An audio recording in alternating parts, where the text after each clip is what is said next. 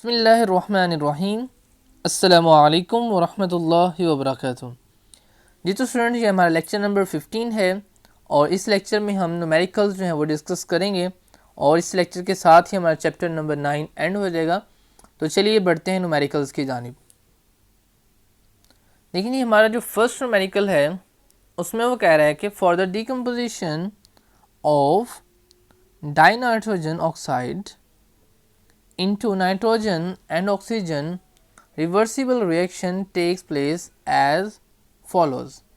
तो देखिए इसके अंदर आपको जो है वो 2N2O और रिवर्सिबल रिएक्शन में क्या मिलता नज़र आ रहा है आपको 2N2 प्लस O2। तो अब इसमें वो बता रहा है कि the concentration of N2O, N2 and O2 are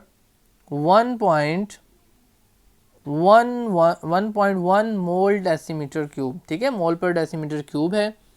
उसके बाद जो नेक्स्ट है वो 3.90 मोल पर डेसीमीटर क्यूब एंड 1.95 मोल पर डेसीमीटर क्यूब रिस्पेक्टिवली। अब रिस्पेक्टिवली का मतलब होता है कि N2O पहले है, तो अब जो वैल्यू पहले आई है वो N2O की है और N2 की वैल्यू 3.90 है सेकेंड नंबर पे, और थर्ड नंबर पे O2 लिखा हुआ, तो O2 की जो वैल्यू उसने दी है, कंसनट्रेशन दी है, वो दी है 1.95 मोल पर डेसीमीटर क्यूब। कह रही थी at equilibrium find out Kc for this reaction. कहते हैं कि इक्विलिब्रियम के ऊपर आप Kc की वैल्यू फाइंड आउट करें कि Kc कितना होगा। तो जी कोई मसला नहीं है, बिल्कुल बहुत इजी क्वेश्चन है। तो Kc में हम क्या करते हैं, जो प्रोडक्ट होते हैं हमारे पास 2N2 है और O2 है, इसको हमने कहाँ पे रखना है, नोमिनेटर में रखना है। ठीक है, और इनके जो आपके पास कोफिशिएंट हैं, जो नंबर ऑफ मोल्स हैं, ये चले जाएंगे पावर में। तो ये देखें आपको किया हुआ यहाँ पे नज़र आ रहा होगा, ये देखें N2 की पावर 2 और O2, और नीचे जो है आपके पास N2O की पावर 2 आ गई, जो कि उसका 2 जो था कोफिशिएंट था N2O का। तो देखें जी सबसे पहले आप क्या करेंगे, सॉल्यूशन में आपने लिखी इक्वेशन, उसके बाद जो वैल्यूज़ दी थी उनकी मोलर चूँकि कंसनट्रेशन थी, लिहाजा आपने उनको ब्रैकेट्स के अंदर शो करवाया और ये आपने तीनों राइट आउट की।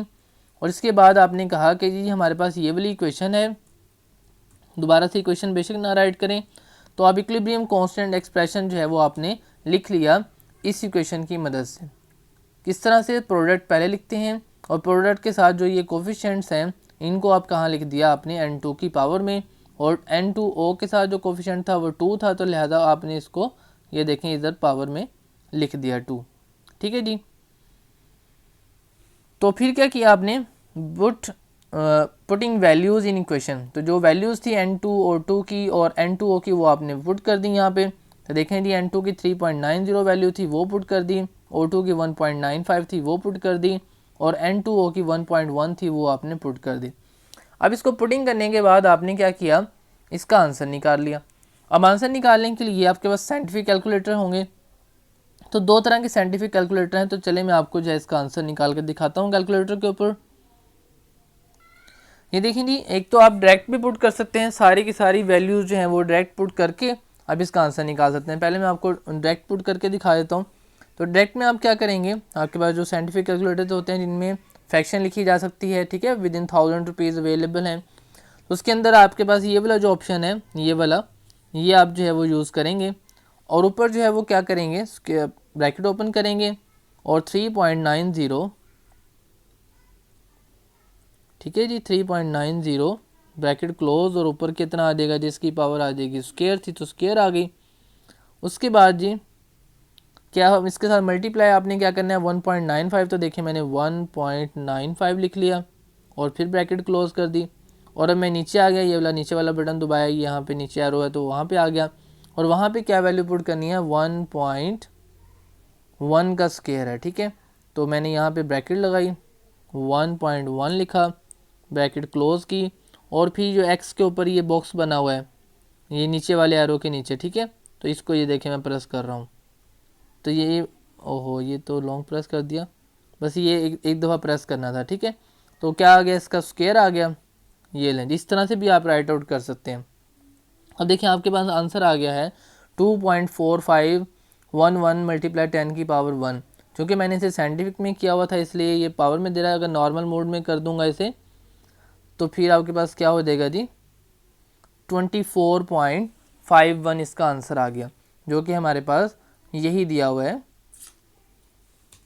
देखें जी हमारे पास क्या आंसर आ गया 24.51। तो दूसरा तरीका ये है कि आप 3.90 का स्क्वायर अलग से फाइंड आउट करें, वो 15.21 आ गया। 1.1 का स्क्वायर अलग से पुट कर फाइंड आउट करेंगे तो 1.21 आ जाएगा। फिर 15.21 इन दोनों को मल्टीप्लाई किया तो ये बना, और फिर जब आपने 29.6595 को डिवाइड किया तो 24.51 बना। ठीक है, अब देखें इसमें हमारे पास हमने इसके अंदर वो नहीं लिखे मोल पर डेसीमीटर क्यूब, तो आप वो भी राइट आउट कर सकते हैं। तो देखिए हमारे पास जो था सबकी N2O2 और N2O के मोल पर डेसीमीटर क्यूब में थे, तो जो इसके यूनिट थे N2 के ऊपर भी चूँकि स्क्वायर है और N2O के ऊपर भी स्क्वायर है, तो इन दोनों के यूनिट जो थे वो कट गए थे। जस्ट हमारे पास O2 वाले यूनिट जो थे वो रह गए थे। ठीक है, तो वो कितने थे आपके पास मोल पर डेसीमीटर क्यूब। ठीक है, ये वाले यूनिट थे, तो लिहाजा आपने यहाँ पे नहीं काटने, मैं जस्ट बता रहा हूँ। तो आप इसको हमने नेक्स्ट क्वेश्चन के अंदर ये लिखे हुए हैं, तो आप इसमें भी लिख सकते हैं। तो इसका जो फाइनल यूनिट बनेगा वो बनेगा मोल पर डेसीमीटर क्यूब।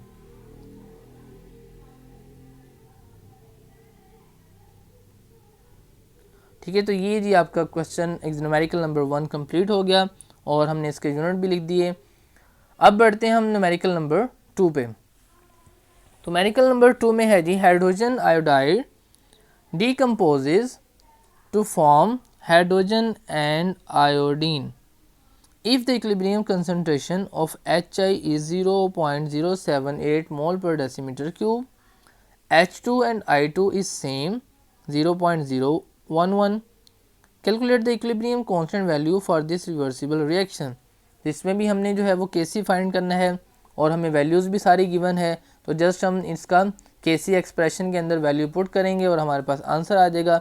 तो ये देखें जी बिल्कुल उसी तरह से पहले हमने इक्वेशन लिखी, जो कि इक्वेशन ये लिखी हुई है, मैं दोबारा से राइट आउट बल्कि लिखी हुई है, दोबारा से राइट आउट कर देता हूँ। इक्वेशन है हमारे पास जी 2HI, ठीक है जी 2HI, और मिला क्या हमें H2 + I2। तो ये इक्वेशन है जी हमारे पास। तो इसमें हम प्रोडक्ट ऊपर लिखेंगे तो H2I2 देखें आपको ऊपर लिखा हुआ नज़र आ रहा है, और जो रिएक्टेंट है HI 2HI है, तो HI लिख के ऊपर जो वैल्यू जो है पावर में 2 लिख दिया, और ये जो मोलर कंसंट्रेशन दी हुई थी हमने वो लिख ली HI 0.078, H2 0.011 मोल पर डेसीमीटर क्यूब और I2 0.011 मोल पर डेसीमीटर क्यूब, क्योंकि इन दोनों का उसने एक दफ़ा ही बता दिया था कि दोनों की क्या थी, सेम थी, इसलिए हमने दोनों की सेम राइट कर ली। अब हमारे पास जो है अब हमने वैल्यू पुट करनी है, तो देखें जी H2 की 0.011 थी वो पुट कर दी। ठीक है, और उसके बाद I2 की 0.011 थी वो पुट की, उसके बाद 0.78 जो थी वो आपके पास HI की थी वो पुट कर दी। अब आप देखें अब आपके पास ये सारे जो यूनिट्स हैं पहले देख लेते हैं कैंसिल हो रहे हैं, इससे ये कैंसिल हुआ और इससे ये कैंसिल हुआ, तो इट मीन्स इस न्यूमेरिकल में Kc का कोई भी यूनिट आपके पास नहीं होगा, क्योंकि नंबर ऑफ़ मोल जो हैं वो दोनों तरफ इक्वल हैं। लेकिन जो हमने इससे पिछला न्यूमेरिकल किया उसमें नंबर ऑफ़ मोल जो थे एक तरफ 2 थे एक तरफ 3 थे, जिसकी वजह से आपके पास यूनिट जो था वो मोल पर डेसीमीटर क्यूब बना था। इसमें नहीं बनेगा। इसमें अब आपने क्या किया जी 0.011 को मल्टीप्लाई किया, तो आपके पास देखें 1.21 मल्टीप्लाई 10⁻⁻4 आ गया, और नीचे 0.078 का स्क्वायर लिया तो 6.084 मल्टीप्लाई 10⁻³ आया, और जब आपने डिवाइड किया तो आपके पास ये आंसर आ गया। अब कैलकुलेटर की मदद से भी आपको करके दिखा देता हूँ डायरेक्ट के किस तरह आप जो है वो अगर ये स्टेप भी ना भी करें, ठीक है, और डायरेक्ट इसके बाद आप ये आंसर लिख दें तब भी ठीक है। ठीक है, तो अब हम बढ़ते हैं उसकी तरफ कैलकुलेटर की जानिब, और आपको मैं जो है वो इसको करके दिखा देता हूँ। तो देखिए जी हमारे पास क्या था 0.011 का स्क्वायर था, ठीक है 2 टाइम्स था, तो हमारे पास क्या बना 0.011 का स्क्वायर। ठीक है, और नीचे हमारे पास क्या था 0.078 का स्क्वायर, तो 0.078 का स्क्वायर। तो ये हमारे पास टोटल था। तो हमने जब इसका आंसर लिया तो हमारे पास आया 0.01988। तो हम इसको साइंटिफिक में कर लेंगे, तो साइंटिफिक में करने के लिए आपकी कैलकुलेटर में भी ऑप्शन होता है, तो लिहाजा मैं इधर साइंटिफिक मोड में चला गया और साइंटिफिक मोड में जाके इक्वल किया तो हमारे पास आ गया 1.98 मल्टीप्लाई बाय 10 की पावर -2। और चूँकि 988 है तो 8 को जब हमने राउंड ऑफ किया तो 8 की बजाय क्या बन गया 9। तो देखिए आपकी जो आंसर निकाला है हमने इधर, तो क्या निकाला है 1.989 मल्टीप्लाई 10 की पावर -2। और इस तरह से हमारा ये न्यूमेरिकल भी सॉल्व होगा। अब हम बढ़ते हैं जी नेक्स्ट न्यूमेरिकल की जानिब। नेक्स्ट न्यूमेरिकल नंबर 3 और इसमें है जी for the fixation of nitrogen following reaction takes place. कहते हैं कि आपने जो नाइट्रोजन के लिए ये वाला रिएक्शन है N2 + O2 मेक्स 2NO, इसमें भी देखें नंबर ऑफ मोल्स हमारे पास इक्वल हैं, लेकिन इसमें हमने Kc फाइंड नहीं करना। देखते हैं क्या फाइंड करना है। When the reaction takes place at 1500 kelvin the Kc for this is 1.1 multiplied 10 की power -5. If equilibrium concentrations of nitrogen and oxygen are 1.7 multiplied 10 की power -3 mole per decimeter cube and 6.4 multiplied 10 की power -3 mole per decimeter cube respectively. Respectively means nitrogen की 1.7 होगी और oxygen की 6.4 होगी। तो हमने जो हमारा जो ऑब्जेक्ट है कि हमने करना क्या है, तो वो क्या है कि NO की वैल्यू फाइंड करनी है कि how much NO is formed, यानी हमने NO की कंसनट्रेशन फाइंड आउट करनी है। तो कोई मुश्किल नहीं है जी, वही वाला फार्मूला यूज़ होगा। देखें बिल्कुल उसी तरह से N2 + O2 पहले इक्वेशन लिखी है आपने, उसके बाद जो वैल्यूज़ दी हुई थी Kc की, N2 की, O2 की, वो वैल्यू राइट आउट की। उसके बाद Kc का एक्सप्रेशन लिखा। एक्सप्रेशन में आपको पता है प्रोडक्ट ऊपर लिखते हैं, रिएक्टेंट्स नीचे, और प्रोडक्ट NO लिखा और NO के साथ जो कोफिशिएंट 2 था वो पावर बन जाती है। NO की आपने जस्ट वैल्यू पुट की यहाँ पे, सॉरी NO की वैल्यू तो है नहीं, तो हमने NO फाइंड आउट करना है चूँकि, तो लिहाजा निचली वैल्यू जो थी Kc की, N2 की और O2 की वो वैल्यूज़ पुट कर दी। और Kc की वैल्यू हमारे पास क्या बनी 1.1 मल्टीप्लाई बाय 10⁻⁵ थी, वो पुट की, और नीचे N2 और O2 आपस में मल्टीप्लाई हो रहे हैं। तो आप जो है कैलकुलेटर की मदद से इसे मल्टीप्लाई कर लेंगे, और मल्टीप्लाई करने के बाद चूंकि ये डिवाइड हो रहे हैं तो दूसरी तरफ जाके ये क्या हो जाएंगे, मल्टीप्लाई हो जाएंगे। तो देखें नहीं, आपको मल्टीप्लाई करके दिखा देते हैं किस तरह से ये हमारे पास आंसर बना। जब 1.7 को 6.4 से मल्टीप्लाई किया तो देखें जी इधर हम मल्टीप्लाई कर रहे हैं, इसको पहले रेज कर लिया, तो क्या किया हमने 1.7 ठीक है मल्टीप्लाई बाय शिफ्ट दबा के, तो आपने लॉग वाला बटन प्रेस किया तो ये आ गया और -3 थी, ठीक है जी।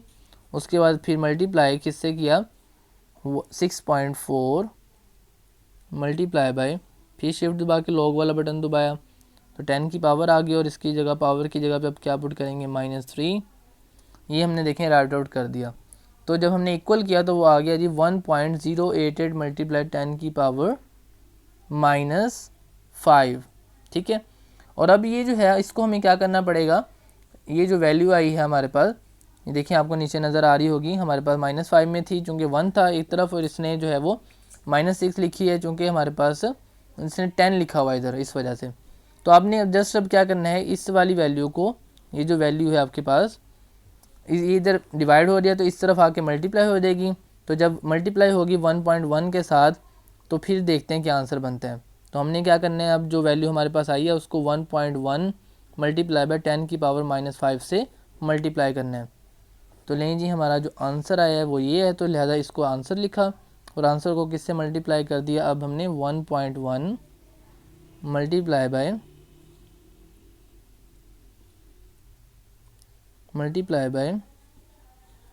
10 की पावर -5।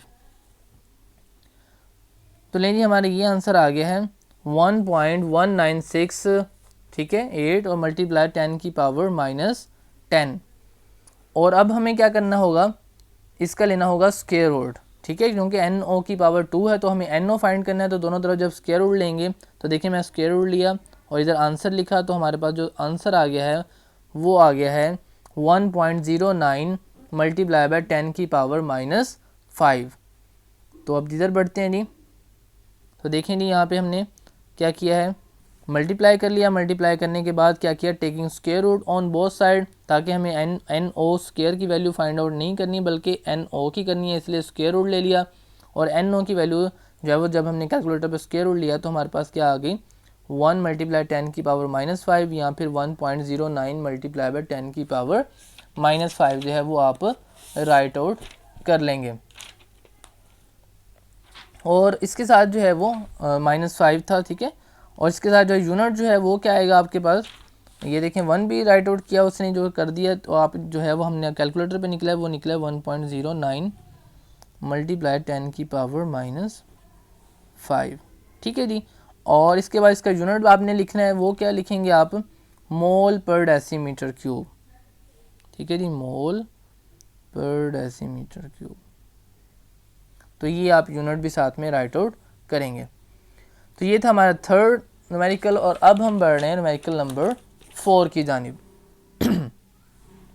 न्यूमेरिकल नंबर 4 में कह रहा है जी, when nitrogen reacts with hydrogen to form ammonia, the equilibrium mixture contains 0.31 mole per decimeter cube, 0.50 mole per decimeter cube of nitrogen and hydrogen respectively, mean 0.31 पहले है और इधर नाइट्रोजन पहले लिखा है तो नाइट्रोजन 0.31 और 0.50 बाद में लिखा है और हाइड्रोजन बाद में लिखा है, तो हाइड्रोजन की वैल्यू जो है वो कंसनट्रेशन वो कितनी है, 0.50। इफ़ द Kc इज़ 0.50, ठीक है जी, पर मोल स्क्वायर और decimetre 6, what is equilibrium concentration of ammonia. तो इक्विलिब्रियम कंसंट्रेशन ऑफ अमोनिया यानी कि हमने NH3 की वैल्यू फाइंड आउट करनी है कि NH3 की कंसंट्रेशन कितनी होगी।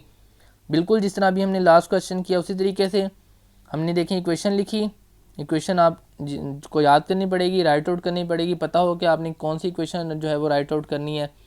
उसके बाद N2 की वैल्यू दी हुई थी वो पुट की, H2 की वैल्यू पुट की और Kc की। आप देख रहे होंगे N2 और H2 के ऊपर स्क्वायर ब्रैकेट है क्योंकि हम मोलर कंसंट्रेशन को स्क्वायर ब्रैकेट में शो करते हैं, जबकि Kc के ऊपर स्क्वायर ब्रैकेट नहीं लगानी। और इनके यूनिट्स भी जो है वो आप लाजमी लिखेंगे। उसके बाद इक्विलिब्रियम एक्सप्रेशन आपको लिखना आता है, उसमें प्रोडक्ट ऊपर लिखा, प्रोडक्ट के साथ जो कोफिशिएंट थे वो स्क्वायर में गए। इस तरह जो था रिएक्टेंट्स N2 वैसे आया, H2 के ऊपर पावर देखें 3 नज़र आ रही है आपको, ठीक है। और उसके बाद आपने क्या किया, जस्ट आपने वैल्यूज़ पुट की। अब जहाँ जहाँ जो जो वैल्यूज़ थी आपने देखें वो पुट कर दी, और पुट करने के बाद नीचे जो डिवाइज़र में है इनको आप मल्टीप्लाई करेंगे और बिल्कुल लास्ट क्वेश्चन की तरह इधर आके ये जो है वो इधर डिवाइड हो रहे हैं, तो इस तरफ जब आएंगे तो मल्टीप्लाई हो देंगे। और फिर मल्टीप्लाई होने के बाद जो आंसर आएगा उसका आपने क्या लेना है, स्क्वायर रूट, और स्क्वायर रूट लेंगे तो आपके पास NH3 की वैल्यू आ जाएगी जो कि किस में होगी, आपके पास यूनिट आप इसका लिखेंगे मोल पर डेसीमीटर क्यूब, ठीक है जी। और इसमें देख लेते हैं कैलकुलेटर की मदद से क्या करने वाला है। आपने 0.31 को यहाँ से मैं करके दिखा रहा हूँ कि आपने वैल्यूज़ को किस तरह मल्टीप्लाई किया आपस में, और फिर किस तरह इसके साथ मल्टीप्लाई किया, और फिर किस तरह स्क्वायर रूट लिया, तो आपके पास जो है वो 0.14 आया है। तो चलिए कैलकुलेटर की जानिब बढ़ते हैं। और कैलकुलेटर में देखें जी हम क्या करेंगे, सबसे पहले इसको अरेज करेंगे और उसके बाद मैं मल्टीप्लाई कर रहा हूँ 0.31 को 0.50 से, ठीक, ये आंसर आ गया। अब ये जो आंसर आया इसने फिर दोबारा दूसरी तरफ जब जाना है तो 0.50 से मल्टीप्लाई होना है, लिहाजा 0.50, तो ये आंसर आ गया जी। अब हमने क्या लेना है, इसका स्क्वायर रूट, तो लिहाजा ये स्क्वायर रूट वाला ऑप्शन किया। और अब जो आपको बॉक्स नज़र आ रहा है उसमें आप आंसर पुट करेंगे। आंसर का मीन्स होता है कि आपने डिस्टेंटली जो आंसर निकाला होता है वो, तो जब आंसर पुट किया तो आपके पास आ गया जी 2.78। और इसमें थोड़ी सी मिस्टेक जो भी हमने किया वो ये किया है कि 0.50 का हमने स्क्वायर लेना था, क्योंकि हमारे पास जो वैल्यू थी एंड H2 की उसका पावर जो थी 3 थी, तो हमने क्यूब नहीं लिया, तो अभी हम क्यूब भी लेंगे, ठीक है। तो लिहाजा क्या हुआ जी 0.31 ब्रैकेट क्लोज ब्रैकेट स्टार्ट, उसमें फिर क्या आएगा 0.50 ब्रैकेट क्लोज, और इसकी पावर जो है हमें क्या करनी थी, 3 पावर करनी थी। तो लिहाजा देखें 3 पावर की, तो ये आंसर आया।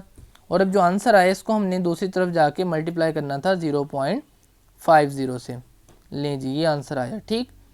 और इस आंसर का अब हमें क्या लेना है, स्क्वायर रूट लेना है, तो हमने स्क्वायर रूट लिया, आंसर पुट किया,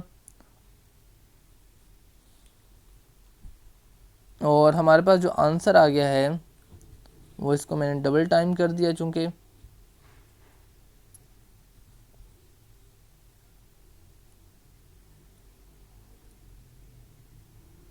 ये इसमें मिस्टेक हो गई है, डबल टाइम कर दिया। तो लिहाजा आपके पास जो आंसर आएगा वो आएगा 10.14। ठीक है जी, इसको देखें 0.50 मल्टीप्लाई बाय 0.31, और जब हमने 0.50 का क्यूब लिया था तो वो आया था 0.125। ठीक है, जैसे ये देखें आपके पास लिखा हुआ है, ये देखें आपने क्या किया, 0.31 इधर आके मल्टीप्लाई हो गए 50 के साथ, और जब आपने इसका क्यूब लिया था 0.50 का, ये देखें ये क्यूब है, तो ये क्या बना था आपके पास 0.125। तो बेसिकली मैं अब क्या कर रहा हूँ, इन तीनों टर्म्स को मल्टीप्लाई करके आपको दिखा रहा हूँ। ठीक है, 0.50, 0.31 और 0.125। तो देखें 0.50, 0.31 और 0.125, तो हमारे पास ये आंसर आया 1.93 मल्टीप्लाई बाई 10 की पावर -2। ठीक, अब हमें क्या करना है, जैसे इसका स्क्वायर रूट लेना है। तो स्क्वायर रूट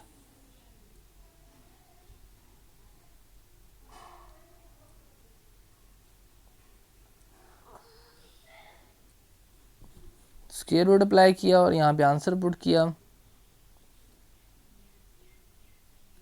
तो हम जो इस तरह से स्क्वायर रूट लेते हैं स्क्वायर रूट, और यहाँ पे आप पुट करेंगे 0.019375।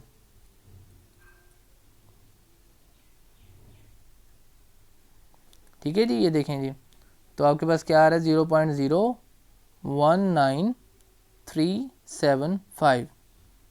तो इसका जब आपने स्क्वायर रूट लिया तो आपके पास जो आंसर आ गया है वो आ गया है 0.14।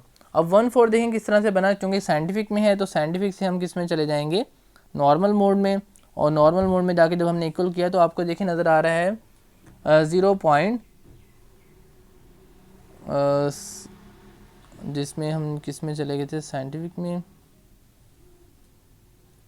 तो अब देखें 10 की पावर -1 है, तो इसका जो आंसर है 39 है। तो 39 की जगह पे आप क्या कर सकते हैं, 9 को जब आप करेंगे कंपेयर तो वो हो जाएगा 14, और इस तरह से इसका आंसर आ गया जी 0.14 मोल पर डेसीमीटर क्यूब।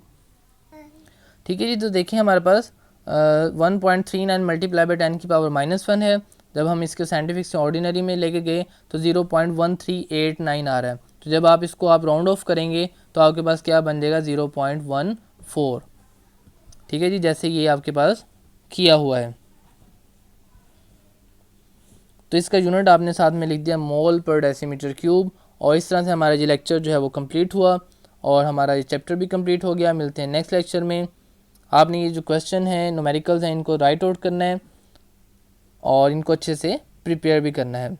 अल्लाह हाफिज़। अस्सलाम वालेकुम वरहमतुल्लाहि वबरकातुहू।